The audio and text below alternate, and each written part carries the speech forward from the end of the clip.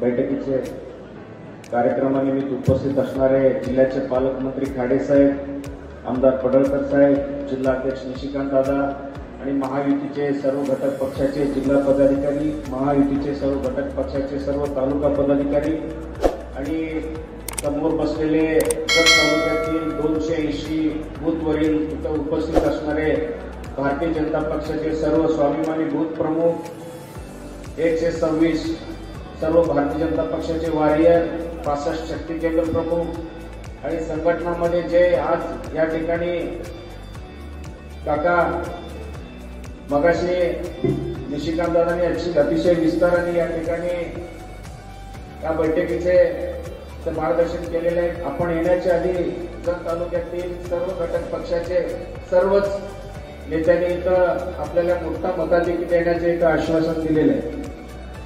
यामध्ये भारतीय जनता पक्षाचे निवडणूक प्रमुख झाल्यानंतर 280 बूथवरती आदरणीय बावनकुळे साहेब, देवेंद्रजींच्या आशीर्वादाने, आपल्या सर्वांच्या आशीर्वादाने तालुक्याची जबाबदारी मिळाल्यानंतर प्रत्येक बूथवर आज अतिशय उत्साहानं काम सुरू आहे आणि समोर बसलेले तर सर्वच जबाबदारी घेतलेली आहे काका।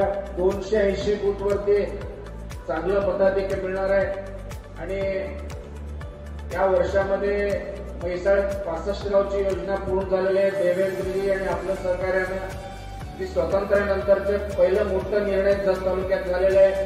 अंकलगी सारख्या एका गावाला 27 कोटीचा महिनाभरात निधी मिळालेला आहे। विकास कामांमध्ये कुठेही अडचण नाही।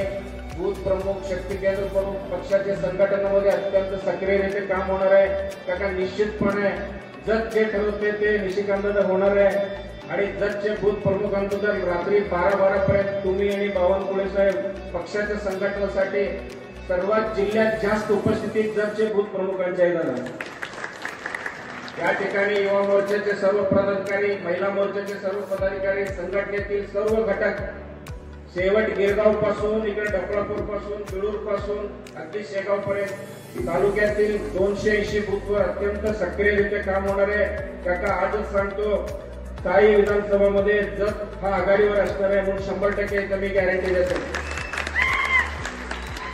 हे विश्वास सर्वसामान्यांचे बूथ प्रमुखांचा आहे आणि जास्तीचा वेळ नाही घालता आदरणीय मकरंद भाऊ देशपांडे साहेब, तात्यासाहेब बिर्जे हे सर्व ज्येष्ठ नेत्यांच्या आशीर्वादानं पहिलं संघटनेचं काम मिळालं। एका वर्षामध्ये सगळे बूथ पर्यंत पूर्ण तालुकाभर भाजपमय वातावरण आहे। कोणी काही म्हणलं तर काही कोणी ऐकणार नाही काका। आपलं लोकप्रियता आपण सगळ्यांच्या तोंडात आहे आणि सगळे सुद्धा तुमच्या तोंडात आहे, अशी ती जतमध्ये परिस्थिती आहे। कोणी घाबरायचं कारण नाही। अत्यंत मोठ्याधिक्यानं एक विधानसभा प्रमुख म्हणून मी आज या सर्वांच्या साक्षीनं ग्वाही देतो, आम्ही 6 मतदारसंघात आघाडीवर असणार आहे म्हणून मी इथं ग्वाही देतो। थांबतो। जय हिंद, जय महाराष्ट्र।